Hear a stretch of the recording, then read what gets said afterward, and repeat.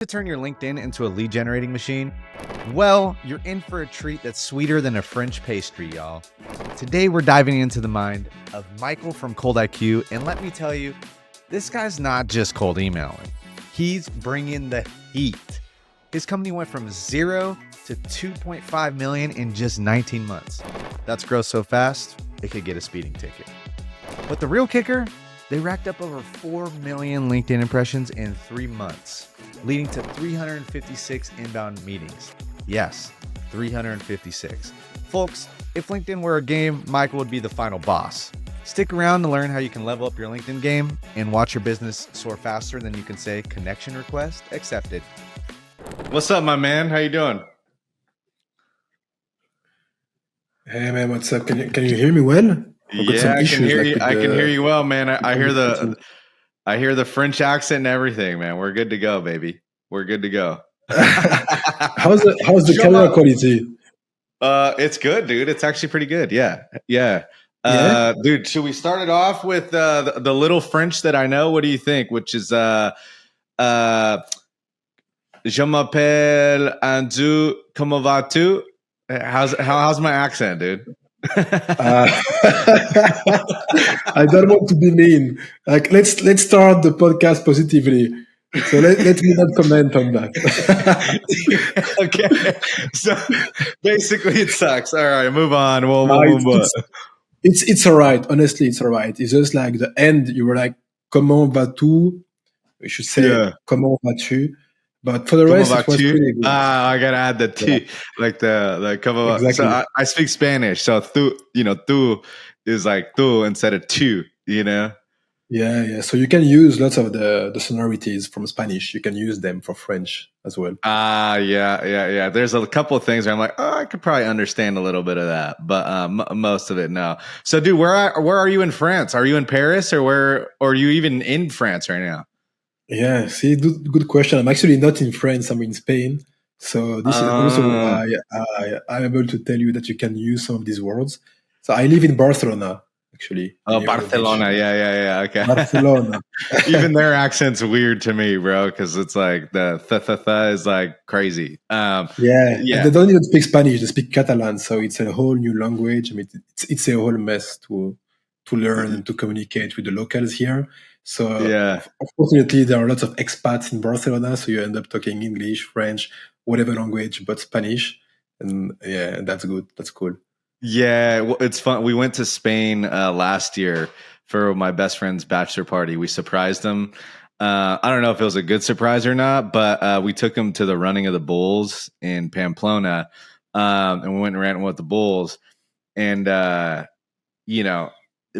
friends that were there were like, "Wait, don't you speak Spanish? Why can't you understand what they're saying?" I'm like, "That's not normal Spanish, man." I'm like, that's Catalan or something else. Like, that's not normal Spanish. I don't know. I'm like, what? Am I going crazy? Why can't I understand what they're saying? And it's like, no, it's not Spanish.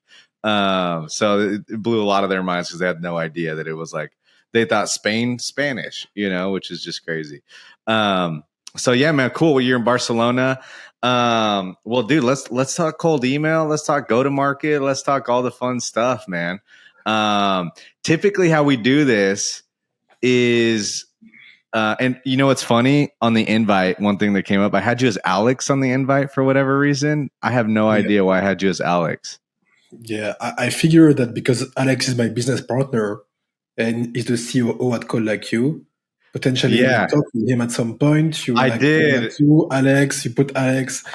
Yeah, I was like, Cold IQ. I'm like, wait, this is Michael. Why did I put Alex? I'm like, oh, yeah, because I spoke with Alex a couple of weeks ago. But anyways, dude, typically what we talk about on the show here is we talk about 3 things that are working for you right now, like in terms of cold email, right? 3 things that are working for you and your clients, I would say, right? Because you Cold IQ, basically, you're an agency that helps clients with cold email and just outbound in general. Not cold email, but a mixture of different things, right? And did I explain that correctly, by the way? Pretty correctly, I would say. Yeah. I mean, it's one of the things we do. So my focus is not just on cold email because we have the agency, which is the main revenue maker in the company. I would say it's 60% of the revenue comes from the agency. but we launch an accelerator program, and the whole idea is we teach essentially what we do. So it's exact same thing. Is we just teach from scratch to the end all the ways we help our clients, and this is one of these product we have. And then the last one is we are helping companies make sales technology decisions. So if you have been on the website, you will see we have those massive directories of sales tech platforms where the idea is that each sales leader that's wondering where should I find a tool to do X or Y would be able to go to Call Like You, find enough information on this, and then purchase. And so this is kind of the vision for Call Like You. At the moment, most of the revenue we generate comes from these other offers, the agency and the accelerator. But my biggest focus at the moment has shifted towards really building this G2 for sales company, because I figure this is where we have the biggest potential upsides. Oh, interesting. Yeah, we can get into that G2 for sales because it's I see quite a few companies doing that, which is like I think Demo is one of them as a marketplace, right? Demo, I think they're all like they're not verticalized for like a sales specific. It's Demo, DIMMO. And I think another one is like Pitchfire is another one that I've heard of, which is almost like basically you put your demo on the sites and then you can go see the demo, and then I get an email when like someone's viewed my demo or something like that, right? So I don't know if that's something that's kind of similar to what you're thinking about there. Yeah, I mean, there are some similarities because essentially, I guess the objective for all these platforms is to help buyers make decisions. But for example, what you described with the case of Demo, where they would help any kind of software discover some tools. We wanted to focus on GTM because what we figured is most of these platforms, they just show you a little bit. So, for example, you go on G2 and you're able to see some reviews, what your peers think about some tools. Maybe you see some video and then that's it. Now it's you and yourself, like you have to make a decision. I figure that with demos is fine. The only issue is obviously demos will be extremely biased because it will be potentially a sales or a marketing person from a company showing how the tool works. And so what we want to do is we really want to show how you can use tools, and we want to use experts to showcase how these tools can be used. So for example, you know how Clay has Clay experts, and these Clay experts actually help companies implement Clay. And what we want to do is we want to have experts for each individual tool, whether it's Instantly, Lemlist, Clay, whatever it is. And those people will make some tutorials where they will explain how they do any kind of outbound action using the tool. And so the idea would be that if you discover a tool, not only you would be able to get some information on the tool, but also you'll be able to see how it works, and how experts are using it. And I guess this for me is the most important bit. And this is what most of these platforms are missing. And I don't think you would be able to build a platform like this if you are doing it in areas that you are not specialized in. So for example, I wouldn't be able to do that for finance or for operations, but I can do that for GTM. And so this is what we are building here. Yeah. And my first thought was like, well, is there a big enough amount of tools in there? And then you look at the square image of all the tools in go to market nowadays. And there is, there's plenty of them. It's actually hard for buyers to make a decision on these because there is so many of like different tools to choose from, right? Like 10 years ago or so, 9, 8, when I started at Outreach, right? Early at Outreach, we were like one of the only go-to-market tools for B2B SaaS teams, right? It was like us, Yesware, dude, I can't even remember, Boomerang, right? It was like, that was it. And SalesLoft, right? Like that. And then of course, Salesforce and but like in terms of, that was most of your tool stack, right? And now there's all kinds of stuff that you can do, which is pretty crazy. Like it overwhelms me. And I have I've built multiple, companies for that space.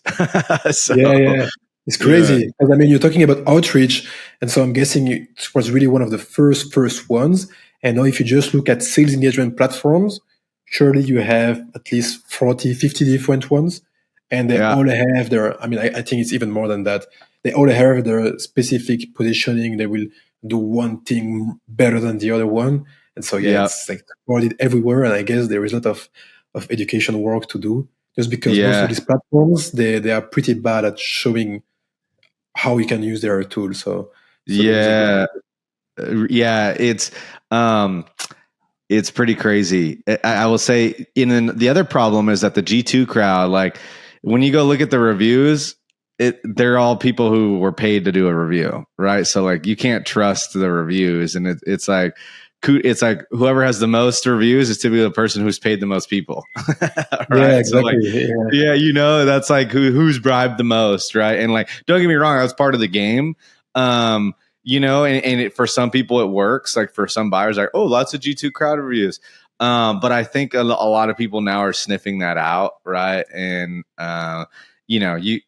for example, I was looking for a vendor the other day for something specific. I don't want to call them out, but like, I know that one vendor, because I know both founders, is one way better than the other because I've used one of the tools and I've used the other. But the one that's not as good had more reviews on G2 Crowd, and it looked like it was a better platform. But someone who's a builder and uses these things all the time, I'm like, no, there's no way. So it's marketing, right? It's marketing. But you don't know what to trust. Yeah. I mean, for G2, it makes sense because if you think of the business model, it's like 80% of the revenue comes from the reselling of intent data somehow. So you know how they sell those 40K yearly packages. And essentially, as a SaaS platform, they will tell you, hey, Andy, there was this guy on distribute page. Then there was this guy on distribute versus your competitor. And then this guy was also on distribute alternatives. And so now you have the information and you have to act on this information. And so they are selling those big packages. And obviously, the bigger you are, the more you will be able to pay. But also, then that means that they will try to have more people visiting your page because they will just be able to provide more information to you. So if you think of the fact that if you want to work with them, it starts pretty high, then there will obviously be a bias for the bigger companies. But what we are seeing, just being in GTM, is that the smaller companies are the one innovating the fastest, just with AI and all those new technologies and so on. And so where G2 is focused on, if you look at the best software companies or CRM, whatever it is, you will see Salesforce, HubSpot, all these kind of guys. You will see Outreach, SalesLoft, just because they're the ones that have been here the longest time. But if I compare a sales engagement platform, features for features against, like, for example, Outreach versus a newer one, which is already pretty established, like Lemlist, then, you can look at each individual platform and Lemlist is beating them almost everywhere. But the thing is, because Outreach is this $4 billion company and they're able to pay a lot to G2 for the intent data, whatever product G2 has, they will be shown the most. And so this is kind of what we're trying to do better than they do. Yeah, it sadly, it comes down to who has the most money to win, right? Like, I think someone like Hermosi said that, like, it's really a numbers game. Like, whoever's going to have the most money to spend is going to be able to get the most market share, right? Which is like kind of common sense. So, and I guess that's why you raise the big VC money and do all that, fun stuff there, which is crazy. The other thing too is, I think there's some other factors on that. Like, Outreach is also like a US based company, right? So I think for US based businesses that spend a lot of money, they like the fact that, like, it's a US based thing, right? But I think, what would be a good opportunity is for new platforms. I think there's some VC firms that do this, but like, they basically take platforms that are blowing up like in the US and then they'll go build them for like the European market. Right. And like, or the Latin American market or something like that, which is actually a genius idea. Right. Once you say like, oh, that thing over there is getting some traction in this market, let's build it for another market, another business market, which is pretty genius. Yeah, it's a great idea. And I see that with Clay, for example. So you know how they have been exploding. And in Spain, I was hearing some conversation and some guys, they were talking in Spanish about a platform called Induced, something like this. I was like, what the hell is Induced? They are talking about MySpace, I've all of the tools. And as I look at the platform, I see it's basically a Clay copycat, but for the Spanish market. But in Spain, it's like a revolution. Here in the US, you would say, why would I use that? Clay is just way better than this platform. So I agree. It's a great idea. Yeah, it is a great. Like, I might as well do it, right? And like, and it, the platforms in their language, and like the Spanish language, all that fun stuff, which is kind of crazy. And Latin America is a huge market that most people don't realize, right? It's just like it's massive. I mean, think it's like Mexico all the way down, right? So, tons and tons of people. So it's crazy, man. And Europe as well, right? Huge. But man, let's get into some go-to-market stuff, like some tactical stuff. So Michael, typically what we'll do is we'll start with like three go-to-market, like things that you see really working well right now. Three things you're so 3, right? Three things you're experimenting with, and then three things that you've tried that were a total flop. Right. And typically we don't get through all three. We'll maybe get through like, the first section of three or whatever, but typically we'll try and run through all those. So, man, I would love to hear from you some tactical stuff that you are doing, maybe for your own business or for some of the clients you're working with, right? Like, what are three things that are working right now from like whether it's cold email or ads or anything like that from a go-to-market perspective? Yeah. I mean, so the first thing, and because I think you talked with Adam Robinson, but essentially we're implementing some sort of this inbound led outbound, this outbound motion, which has been booking a ton of meetings for us. So essentially, it's the LinkedIn content that we've been doing has historically booked a lot of meetings for us. And so I think over the last year, we've had the whole CodeIQ team publish. And so if you look at your LinkedIn feed and you cannot check for our teammates, you probably see at least 8-9 different people posting a lot on LinkedIn. And so the amazing thing with this is because of that, we have, I think, combined probably over 100K followers with the team. So, we have Alex who's at 20K, I'm at somewhere around 21K. We have Monica who's at 9, Fivos who's around 8. And so we have lots of these people posting. And so this, in itself is actually a great strategy because this has been booking us over 15 meetings consistently over the past months, every month. Wow, really? Okay. Yeah. And so that said, now what we started doing is just realize that we had been building up this audience for so long without ever reaching out to people, which is odd because we are an outbound agency, but we were just posting content on LinkedIn and there was all these low-hanging fruits, which would be our followers, people who engage with our post, people who view our profile, and then even our website visitors and all of these people, we never reached out to them. And so this is something we started doing. And so because we built this massive audiences on LinkedIn, when I'm saying audience, I'm not talking about our follower count, but I'm talking about the number of people who viewed our profile over the last 90 days, or the people who visited the website, the people who signed up to the newsletter. Then we actually had a lot of leads, people who fit our ICP that we could reach out to with context. And so essentially this is what we're currently doing that is helping us book even more meetings than what we're booking with just the content. And so now every month we are booking over 100 meetings pretty easily. Even in August, where it's not the busiest period of the year, especially in Europe, because we sell mostly to the US, but we also sell to Europe. And in Europe, most people are asleep. That said, even in these months, they're asleep. I mean, people in Europe, they like to take those long vacations. So the out of office is getting crazy in Europe, way more than the US. And so so we are using this motion, and so we are kind of reinvesting even more on this, just because it has this perfect match, between us posting and then you don't have to build a whole new motion. It just builds up on top of a proven motion you have. So it's a no-brainer to just reach out to people who read your profile and didn't take action and just say, hey, what's up? And so essentially this is kind of the number one way we book our meetings for the company. Yeah, interesting. And so let's walk. So step one is you post a piece of content. Step two, in the content, are you linking to your homepage of your website? to say like no, or are these people are coming inbound and messaging you and saying, hey, I need help, right? Like like how are what's facilitating the meetings there? Yeah, it really depends, right? Because my whole thesis around LinkedIn is obviously LinkedIn doesn't want you to get people out of the platform. So there is always this fine balance between how much do I promote myself, whether it's a YouTube video or it's a page on my website, versus how much do I try to maximize the number of impressions I'll get from the platform so that I can grow my audience.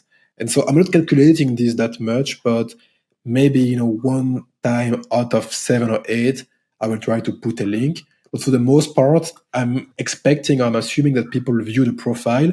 As they view the profile, there are several links. So essentially on the featured section, I put the VSL for our accelerator program, and I put the VSL for the agency, and then like the last one is a post where I'm showing all of the platforms we use, and I'm linking to our page of tools. And so on the featured section, you will be able to read a post that then gets you out on the website, and then I have the featured page. Nice. Yeah. Okay. That's interesting. Wow.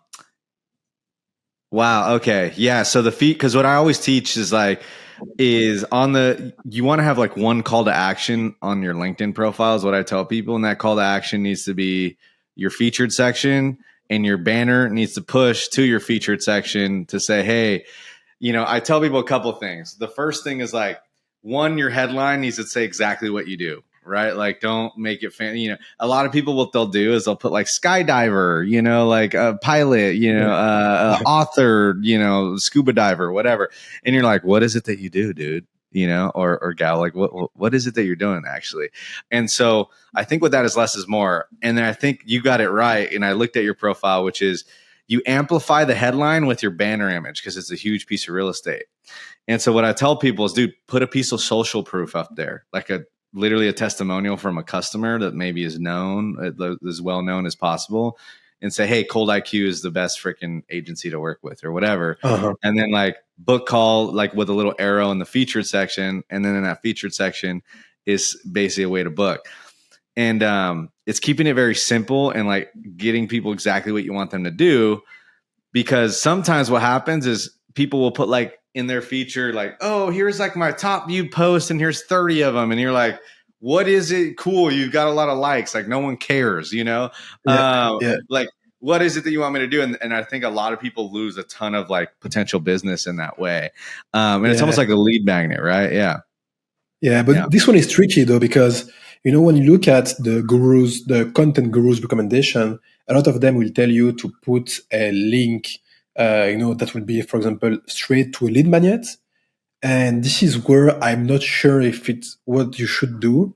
So it's like, because what I like to do is I like to think about it in just a longer term perspective. So what I'm thinking is, if you land on my page, I want you to have some context as to which page you're landing on.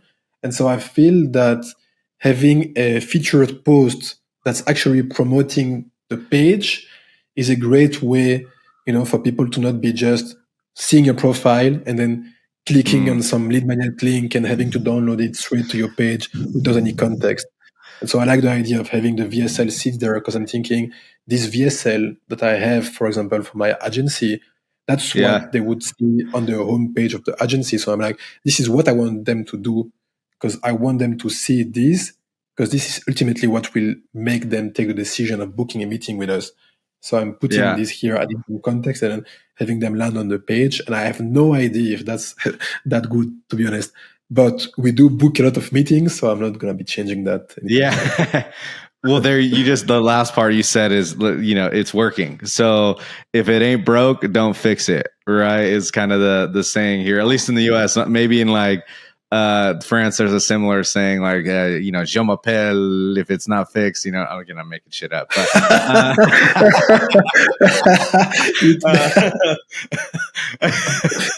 as you can see, dude, my French is like 4 words, man. I know that. You always say je m'appelle. Yeah, I know. I need to get ChatGPT out of my phone and like have it translate everything I say automatically or whatever. But so I think with that, something interesting. that you mentioned, here's the thing. It can be different items, but I think you should test and experiment with what's going to work best. I think you mentioned, right? The different options. Some people will say do a lead magnet. Some people will say go straight to like your homepage. The thing that works about your homepage that most people don't have is what I would say is a VSL. Right. And the VSL is probably the one doing the real selling. Your VSL is really good. I was checking it out before. And you're the one in the VSL, right? So like for you, it's probably, oh, yep, there he is. I saw his content, because they're coming to your profile already, most likely from your content. So for me, that's why I also say is like, they've already come to your profile because they've thought you were like, had some credibility or authoritative for whatever reason because of a post that you did. Right. Yeah. That's what made them go to your profile. So with that, how do you amplify that credibility against like the problem that you're solving? Right. And so I think for your VSL does that beautifully, because it's like, here's what we do. Here's how we do it. Book a strategy call, pretty seamless, pretty easy on that front. Now, are you guys running that same strategy on every profile in your company? I mean, mostly. So what we want to do is we want each of our employees to be free in terms of what they end up putting on their profile, saying you own it. But we do like the idea of having some kind of, streamlined branding. And so what happens is, even though everybody is free to put whatever they want, we have a designer that helps us with the creative, with the banner and so on. And so they all end up putting this because it just looks way better. And what happens is, because we have started to post, how in the beginning I was the first one to post, and then Alex came on LinkedIn, he started to post, and then we had Dan that joined, and then a few other joins. And so now it has this effect of, if you announce that you are new to Code Like You, people almost know in advance that you will be posting some stuff. And so this is something that our new teammates described. They said, as soon as I announced, I had never seen that. I had 100 of new followers just, sending me connection requests or inviting me, just saying, oh, you are joining Code Like You. And they were just already sending messages. And so because of this, one thing that I guess realize is we have a way of making content that works both in terms of gaining followers and in terms of booking meetings. And so if you consider yourself just you as an employee joining the company, and let's say you are thinking extremely selfishly, what you know is by adopting the same codes that we do, you will also benefit from the growth that's happening to us as a whole. So what we're seeing is that most of the people in the company are growing pretty fast on LinkedIn. And so this is, a super great win-win situation, because it's essentially saying, as you work with Code Like You, you have the opportunity to go, say, from 2-3K followers to 10K followers by the time you are done, if one day you decide to be done. While you're here, you're helping us making lots of promotion, but ultimately you're promoting yourselves because you're putting, or you're kind of establishing yourself as an authority on the market. And this is kind of what we've had in mind for this whole LinkedIn content motion, is we're trying to have everybody grow on the platform. And the whole idea is, because everybody grows on the platform, we do get a lot of inbound, but at the same time, they are self-motivated because they see the numbers and the impressions and so on. And so when it comes to employee engagement, it's, LinkedIn is extremely addictive. I mean, I saw your LinkedIn, you must be struggling to not look at the notifications too often. And one thing I noticed with employees is that they are not expected to be working too late or too early, but I would see them responding to comments pretty late at night, or or pretty early. So it has this kind of effect where, just because of the nature of social media, it makes them addictive. So it's like as if they're even more engaged than a typical employee that wouldn't post on the platform. Yeah, man, there's a lot to unpack here, which is like, the question I was going to ask you is, how do you get your employees to post on LinkedIn, right? Because like we know it's valuable. Like that, like let's just get that out of here, because most, some people are like, well, what's the point? But okay, just all right. If you think if you don't know the point of it, posting on LinkedIn yet, stop listening now, right? But we know it's valuable, and you mentioned like getting your employees to post. I think you made a good point, which is, it kind of has to be in the DNA of your company to do it, right? From the top down. Exactly. Because I get this question a lot. They were like, hey, like a bunch of people at Outreach when you were there were posting, and like if you look at Gong, right, a lot of people there post, and why is that? It's because they kind of have a culture of that, right, of people posting, and that's part of the culture. So I don't think it's something you could just flip the switch on. I think it kind of has to be there from the get-go, right? Is like, which completely. is, yeah, it's hard to, like, you can lead a horse to water, but you can't make him drink, again, in I'm sure in France you have a similar saying. I don't know, do you have a saying like that, or is it the same one? Yes. I won't even try in French again, my man. I'll just say "Je m'appelle," dude. We have a saying that has the same idea, but I agree with the idea. Yeah, right. It's like, yeah, you can lead a horse to water, but you can't make it drink. And so, I even had the idea, like, once, we're starting to grow now at Distribute. And with Distribute, I'm like, for everyone we hire that's like on the go-to-market team, not engineering, but like more go-to-market, we're eventually going to hire like a ghostwriter to basically write for every employee, right? Because the big thing too is, like, I don't know what to write. If you want to do it, it is hard. And this is the second point that you mentioned, is like, you want to check the notifications, you want to see what people are saying. Like, you go through that phase of like, what do people, you're still worried about what people think, and like, are they going to like what I say? And like, it is draining, man. It's almost like a full-time thing to like figure it out initially, right? Like, or you're spending a lot of time on it. 100%. So this is why I completely agree with what you are saying. It has to come from the top, because there are lots of stuff that needs to happen. Essentially, for example, you start posting content, you have no idea of what works. And so one thing we do is we say, okay, guys, this is what has worked for us. Obviously, you will be posting about the same topic. And so I'm saying to my team members, I'm saying, don't hesitate to even steal my ideas. Just look at all my posts, take the ones that have performed the best, and then just rewrite it at you. It's like, even if you have to almost copy paste this, just start with these proven topics. As you write and as you rewrite this post, you will start like getting inspiration for your own kind of post. So I guess this is one thing. Another thing is, for us, what works super well is adding visuals to all of these publications. So essentially, I'm making the exact same post. I'm adding a nice infographic. I'm adding a nice schema, whatever it is. I know it will have potentially 40, 50% more reach, just the post itself. But the thing is, this takes lots of time. On LinkedIn, you see a lot of people trying to do their carousels themselves, using some template in Canva, and then you see the results. Like, you just know that these people are not designers. Yeah. exactly that. And so this is what we did, is we just said, hey, like, we've got this designer, she's great, she does amazing. Like, don't even try to do your own design. Just ask her to do whatever you need done, and then she'll take care of these. And so, there are a few things.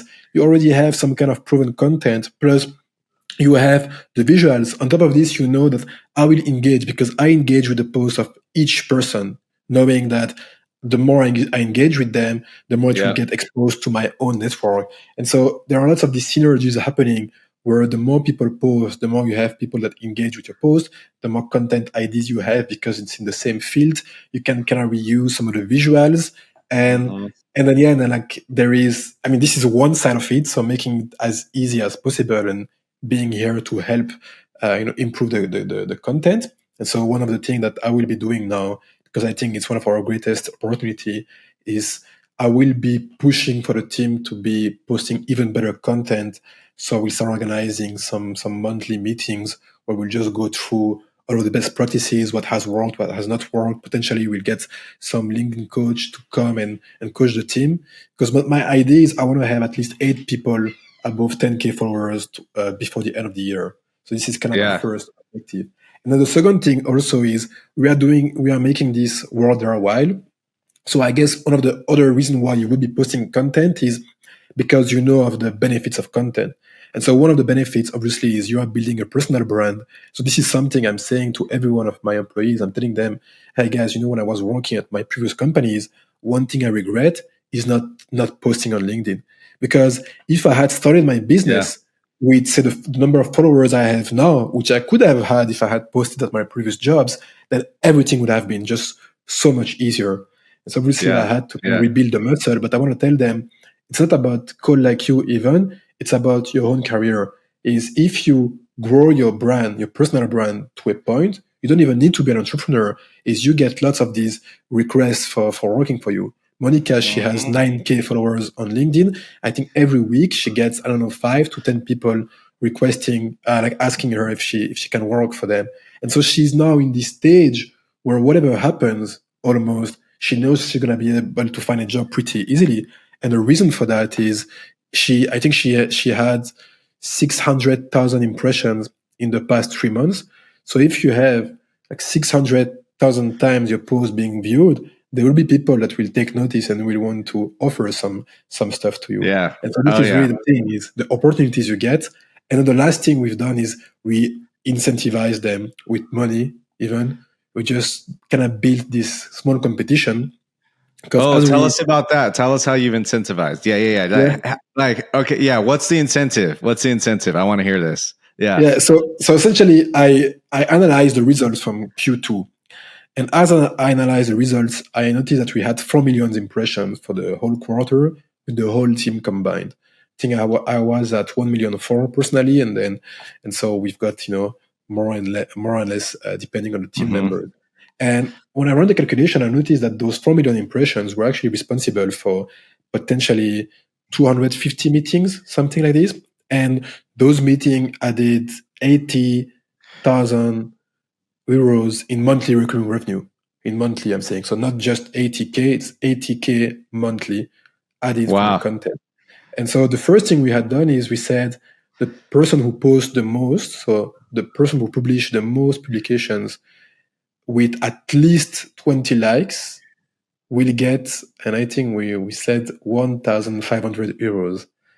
I think it was something like this. And so after I ran the numbers, I realized that, so Monica, she won the challenge. And so she won, I mean, I won the challenge. Don't tell her, but I just no, you're the boss, dude. So it doesn't count. It doesn't count, right? Yeah. I don't count. But anyways, she won the challenge, and I was thinking, wow. So thanks to this challenge, where we only had to pay 1.5K for the winner, we added 80K in monthly recurring revenue. So now we have to double it, triple it, whatever it is.